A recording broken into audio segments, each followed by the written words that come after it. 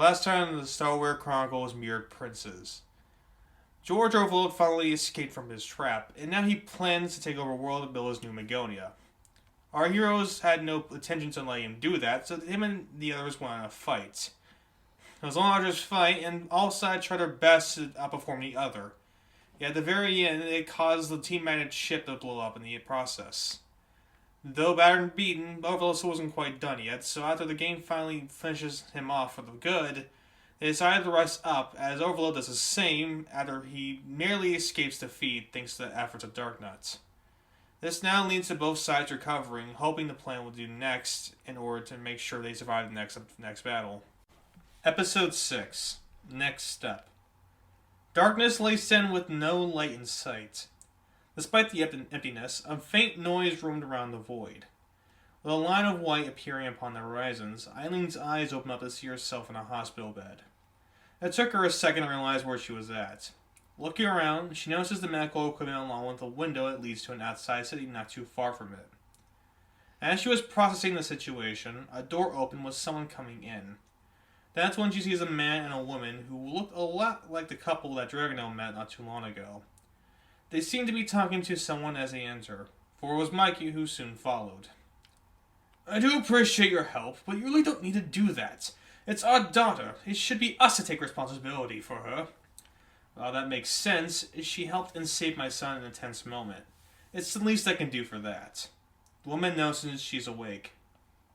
Honey? She gets the other's attention as Eileen looks at them confused. Mom? Dad?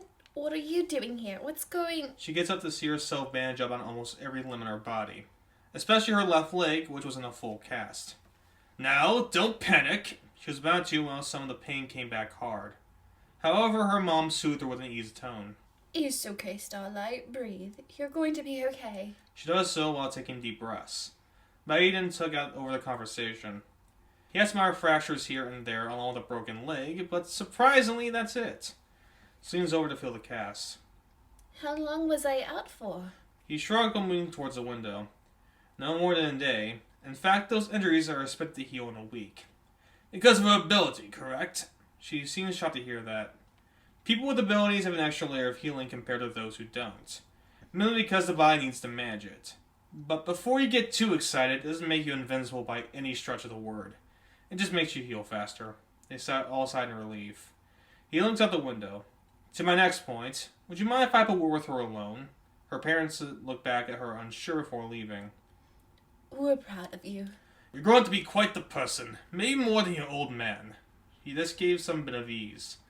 "As long as you keep it brief." Mikey nods while waiting. They left, leaving the two alone. "Look, before you say anything..." "I'm not upset with you. This didn't help her at all. My son told me all about you." "I see. What did he say?" He shrugged again while turning to her. He did mention you kidnapping him. At the same time, he explained the reason. Confliction enters her mind to hearing that. That's not what I'm here to talk about, for that's a discussion for another time. What I want to tell you is thank you. She looks at them weirdly. "I know what you did and what you were planning to do, yet I also know it was an act of revenge." He took a second to think. "I, more specifically the people around me, have always struggled with it as well. It's caused a lot of pain and turmoil to the people where I just don't want any of it. But I understand why you did it. Even then, you still saved him." She recalls what she did before she blacked out. "I only did it because he was saving me. I hate feeling helpless in a situation when I know I can do something." And that's what happened. Which is why I went ahead and paid for your medical bills. Not only that, but I had your parents come over as well. "But how did you..." In actuality, they keep looking for you. I did the same while I noticed countless missed calls from Edric. She nods in understanding. "Are the others okay?" Dragano at least is 100%. Those dragons are tougher than they seem. Edric, on the other hand, is about where you are. About a week and he'll be fine. "That's good to hear." A lingering thought came to her. "What about Overload?" He made an escape after Edric finished the job. We're looking into it. At least I wish I could say that, not for the fact I have another crisis on my plate. He took another deep breath. "This is gonna sound cruel, and believe me, I hate doing this, but unfortunately he isn't my biggest priority." She widened her eyes to hearing that. "It's not that I don't want to help your planet. I grew up in this place too. It's more that my planet is still healing. That Magoni was only a suspicion my ally had. If it makes you feel any better, he's looking into it. I guess so, as long as someone is. Though, are you sure you can't do anything else? He shook his head. I suppose you kings have a lot to handle. It's something he'll be more prepared for than me when the time comes. But can you trust him? He shrugs while leaning on the counter. Not right now, but he's making strides. She still seemed troubled. Is there something else? Yeah, another thing about him. What is he? Confused, he wasn't sure how to answer that question. Can you elaborate? When I first met him, all I saw was some dumbass troublemaker. He laughed exhausted after hearing that. Yet, when it became dire, he just flipped, caring about his best friend's home, protecting and saving me after all we've been through. Who is he? After thinking over, Mikey had some ideas for an answer. He's always been a troublemaker, ever since his toddler days. What I think is happening now is that he's realized the kind of person he is, or at least was. He gives her a reassuring look. He's at the point of his life where he's maturing. Not to mention the responsibility he has to face once he's finally matured. Yet, he's done a lot of questionable things in his younger years. In regards to someone like you, he has a long way to grow from that person he once was. To be honest, I don't think he knows what he is. And I failed him. I was too busy trying to help others that I never got the chance to help my son. And unfortunately, there's not much I can do until he forgives me. I tried today, but he refuses to listen. And until he forgives me, he'll continue to not listen. I can't make him. That comes with time. Time which I don't have. So if you want to blame anyone for your predicament, blame me. He holds his hand on his chest. She shakes her head with a smile. As much as that might be easier for us, I can't. I don't know what you're going through, but it's not like me to blame the wrong people, no matter how much they impacted the situation. Shin grips her hospital gown hard. However, that still doesn't ease the thought of that thing out there. Talking about Orphalone? She nods reluctantly. Edric was worried about that too. So she seemed surprised that she knew that was the case. He may not be all that strong, but he is quite intelligent. Despite what you know of him, he's responsible for all the technology we have today. And an adversary like him is something you shouldn't take lightly. So it's no surprise that you're worried. He looks out the window again. And he will be after all three of you. I know those kinds of eyes. Because you best him, he will hunt you down. This gave her even more conflict. That's why I want to end it next time I see him. Don't want to feel helpless. He grits the counter hard. Just like Edric. Let's go leaving. Well, just note the next time won't be so easy. A man like him will find a way to beat you. Just remember to have the will to push through no matter the situation. He calls it the will of a Starkist. I just call it natural will. He walks out as his parents quickly rushed in. Mikey just stood there while thinking as the door closed behind him. Oh, Edric. The scene cuts in our room where Edric was being treated as Sora kept voicing her concerns. You gotta be more careful than that. Mom, please. He honestly wasn't amused as she hugged him. You and your dad are both the same. Constantly putting your bodies at risk to win stupid fights. Why can't you be considerate of your bodies and the people that care for you? He rolled his eyes looking at the window. The sun was setting on a peaceful evening. Now we are taken to a faraway island somewhere within the Atlantic. The island wasn't that big, only hosting one abandoned building in the center. The only other thing besides some palm trees were Overload and Darknut standing in front of it. Overload looked upon it, intrigued as Darknut was in the place. This is one of the bases Pearson had when we first started out here. Its balance has been forgotten as we expand our brand across the world, but it's still here for use. Overload walks closer as he sees the lack of power in the front.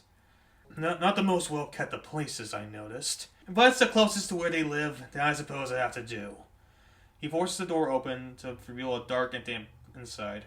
Besides, I worked with the shitty labs before. This shouldn't take more than a day to fix up. He walks over to one of the broken counters where he wipes up some substance on it. And it seems like you used our technology to build a place, so it really shouldn't take long. He then looks over to see a chair and desk in the middle. Dashing over, he wipes it off to reveal a spark come out of one of the monitors.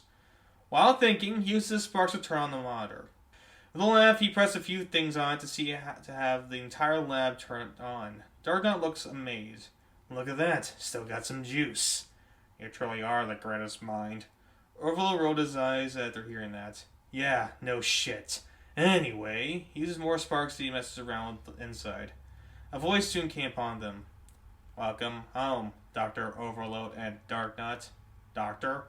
I have several with PhDs in neurology and robotics, but that's besides the point. He sits on the chair as he brings up a few things to the big monitor in front of them. He showed pictures of Edric, Dragono, and Eileen. Now, for the issue at hand. Yes, the new group at the face. He soon brought out a few documents they typed away. Tell me, Darknuts, what do you know about these three individuals? Well, they're kids. Orville once again was annoying. Now, no wonder Pearson never wanted anything with you. He weighs away the thoughts. Whatever, what else do you know? Well, all three of them have an ability. Orville seems so aggravated. Darknut, I swear to God, if you don't give me a more civic answer. Alright. I know at least that dragon has the ability Current.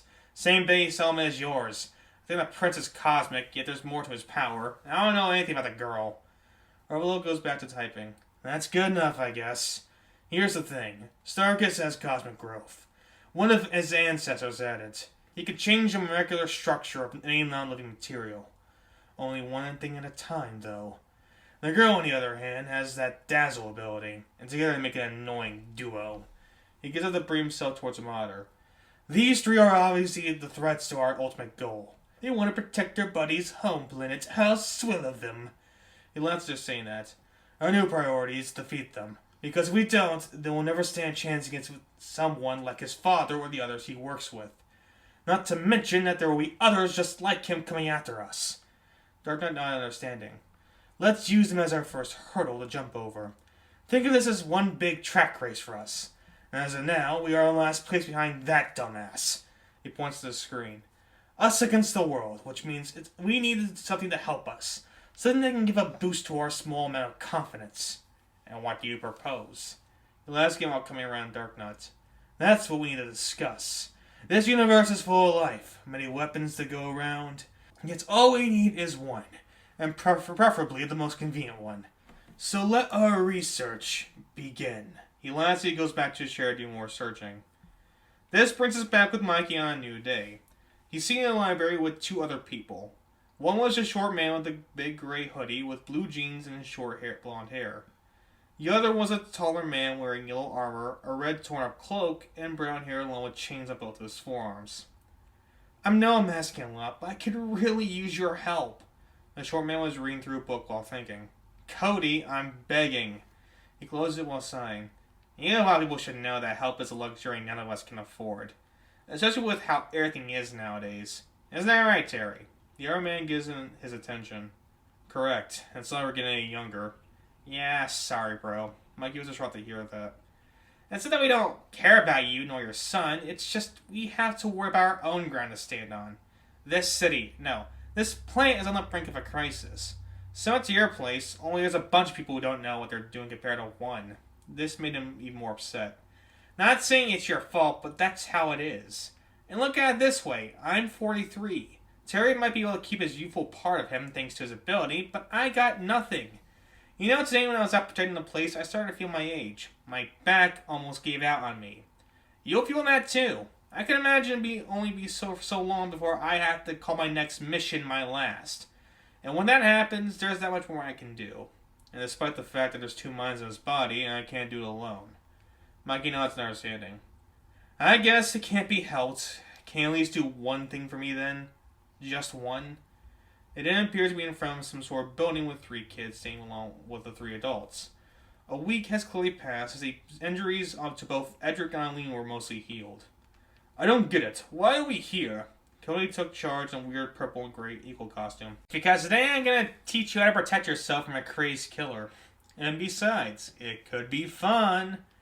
I see that, but why is she here? He points over to Eileen. Because I was in the fight too. Meaning he's after all three of us. Also mean that you three need to work like a team to defend yourself. I don't know much about his overall guy and what he's capable of, but I have been through a similar experience. In fact, these three were with me during that experience. Both Mikey and Terry nodded in agreement. Edric wasn't amused. Besides, these two have been working as a team for years now, as they are the heroes of the city as well as helping me in my quest before. If anyone I know works well in that field, it's these two. They both said confidently. A waste of my time. He begins to walk away as Eileen stops him. Come on, you had no problem being here earlier. Because that was a do-or-die situation. This is different. She lets go with a grunt. Then what are you going to do when you face him alone next time? He thought it over, annoyed. Fine. He gets back in line and his dragon now supports him. Ignore her. We'll be fine. He was up to his father for some insight. Mikey didn't say anything while staring back at him. Judging by that statement, it seems we have a lot of work ahead of us. Which is why these two are here to help. Okay, then what should we do first? The scene shifts to them on top of some roofs. They stood on the edge of one as it was close to another beside it. The kids looked down in shock. Roof to roof after we got out of the hospital? Cody probably laughed while getting in front. The more reason not to fuck up. Looks up to the other roof. You three ain't be able to work as a team in order to get past this obstacle. We had to back then, and you can't always rely on yourself in a dire situation. Which is what these exercises are for. And how do you suggest we do that? The other two came up to present. Observe. Terry released one of his chains attached to the next roof. He jumps off it against the other roof. He then uses the second one to have Mikey grab it. Cody uses this to fly over, leaving both of them to grab the chain in question. They didn't pull on it as hard as they could as Mikey jumped off the roof to the next one. Using his ability, he manages to soften the blow as he uses his feet to land on the side of the building. After climbing for a bit, he leads them on the second roof. The kids look in awe. See? Just like that. He points over to Mikey. We all made it using teamwork and not a scratch on us. The kids talked amongst themselves for a bit. Okay, but how does that help us? Strange, I was thinking the same thing. Maybe it's to make sure we all get out of a situation? Yeah, but there are other ways to do that. Not to mention this seems terribly inefficient. Adults took notice of this. Are you sure it's gonna work? I don't think they bought into what we're teaching them. Don't worry, it will. Remember, you came to me to help teach them. They need to learn to cooperate with no mistake. Think of it as some sort of incentive. They pull it off, they're safe. That's more of an ultimatum, but fine, I trust you. They'll look out to see their attempt. Cody yells out to them. Alright, now it's your turn. Edgar looks over to Dragano. I doubt you can lift any weights this past week. Dragano blushed in embarrassment. Hey, I'm strong, I just don't have the ability to carry one along with me. It's not just the weight factor, but more the focus factor. Focus on what? Not dropping us? He didn't answer as he looked away. Got any more ideas? He looks around and tries and find something to work with. That's when he notices a wooden plank. Might as well call me a genius. He looks over to grab it. Watch and learn, kid. You watch a professional at his best. On that job. He uses his ability to grow the plank in size. It grew to the point where it manages to reach the other roof. The adults look in shock as it was happening. This gave the kids easy access to the other side. The three made it confidently. How's that for teamwork? Teamwork? It was only you who did anything. Well, it was the smarter option, even if the person who thought of it was a deranged teenager. Takes one to know one. It's because of that joke of it, Cody wasn't obviously annoyed. Terry wanted to spoil on Mikey. They do have a point. This exercise didn't really do much to help their capabilities. Maybe we should approach this from a different angle. Something that might get them to work together. Cody thinks over as he looks at the kids bantering with each other. Cosmic growth with a different base element, right? Mikey nods in reassurance. With a smile, he figures out what the next exercise is. Get Fury ready. I have a new idea. We now go through the streets and some alleyways. It was damp and dirty as the 6 individuals stood there. The kids took disgust in the display. What's this one about? Community service? Oh, just like that one movie, Edgar questioned before he finished. Now is not the time for pop culture references. One joke about that's enough for one show. Aw, but I like that. If you three are done talking with each other already. They all stared over to them. Ali then took notice of Terry and a flaming stick behind them. What's up with him? I show for the first time forever is the treatment I get. Anyway, we are gonna have a little competition. One that will test your camaraderie like never before. Can't be that hard considering we only did one thing before this activity. I don't know, it doesn't sound like the most forward-thinking person either. He laughed as clearly annoyed. These three are doomed. He calmed himself before he continued.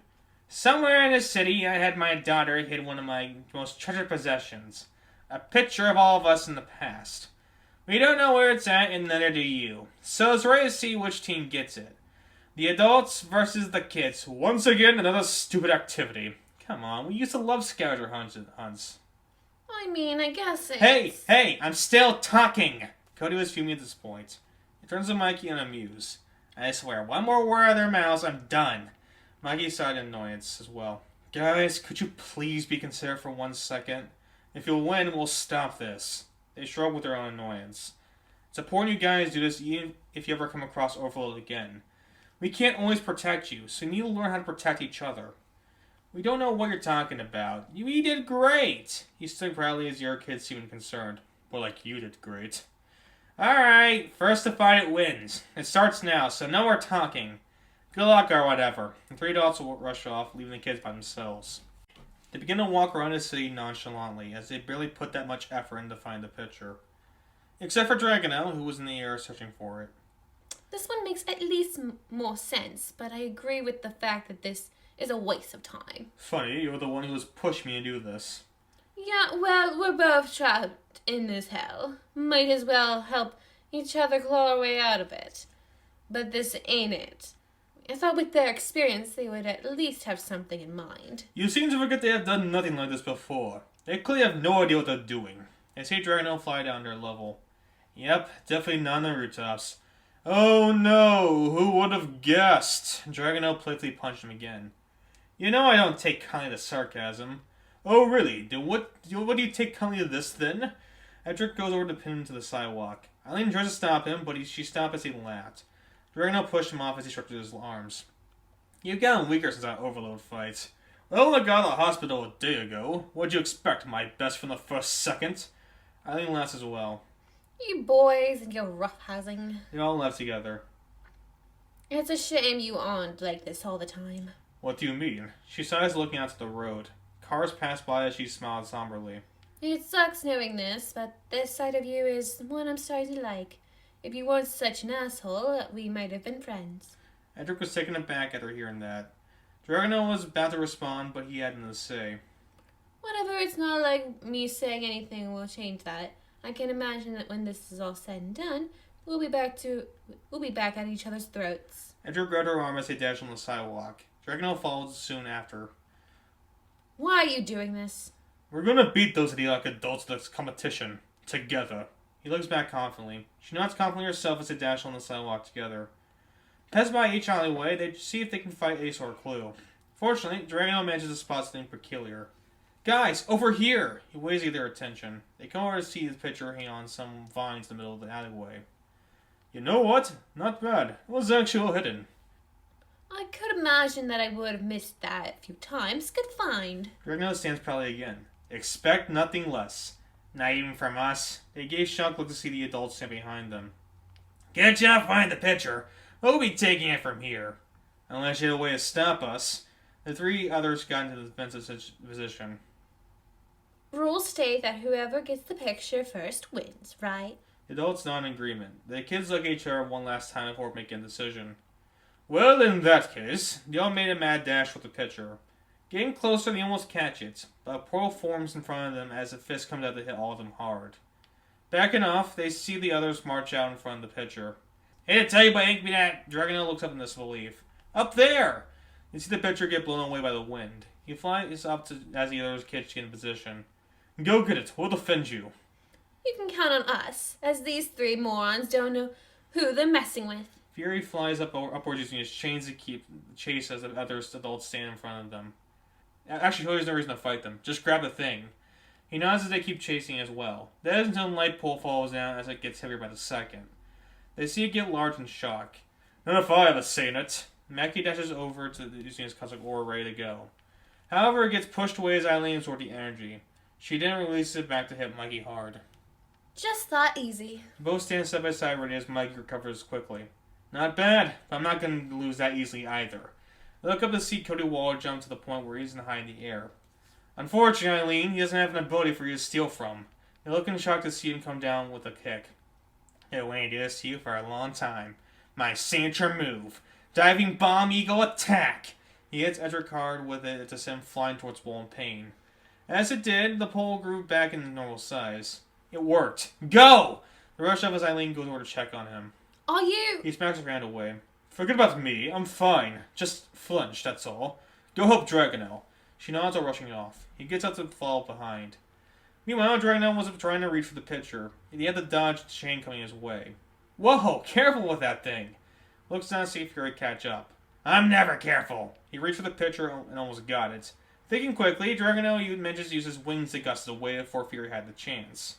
They both went for it in one form or another to try to get it, yet they both got in their own way. You're being annoying, little rat. Me? Speak for yourself. Dragonel then notices the other adults catch up as well. Fury sees it while laughing proudly. Time's up, Dragon Boy. Seems you're too late. He tries to think a way out, but then he sees something in the corner of his eye. Might as well surrender that thing while you can. With a deep thought, he looks at him confidently as he hatches a new plan. In most normal cases, that would be the outcome.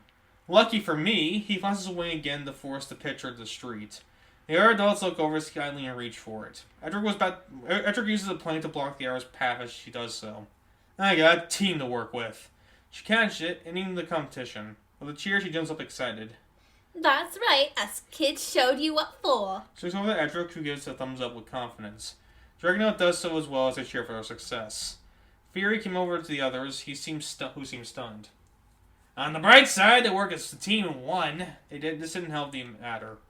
And we did also hold back to make sure he stood a chance, so there's no need for the shock looks. It's not like they beat us at our best.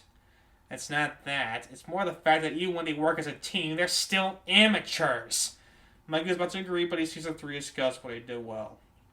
Maybe so, but you could say the same thing about us years ago. Did I mention what you and Dave were like when you guys first met? Yeah, but there's a difference. Him and I didn't know each other that well. Not to mention we hated each other from first glance. These kids are kids. They don't know what they're doing. Mikey looks over to investigate. Maybe so, but I have faith in them. Edric and those friends are forming a tight bomb. Still, they can use someone to help them in their quest. But for now, I can at least rest easy knowing improvement has happened today. Finally, go back to Overload and Darknet as they look at the bench with a lot of metal pieces on it. So that's your next project. Indeed. As long as the research that made different power sources in the universe, we need to keep track of those hooligans and how far they are. This will help us see where they're at compared to where we are. So it's doomed to fail? Overload shrugs as he stuck some pieces together. One must fail in order to achieve success. Failure is life's greatest teacher, and the beauty of failure is we can always get back up. So yes, this is doomed to fail. All for the good of our new Magonia. He'll ask some more as the scene ends there.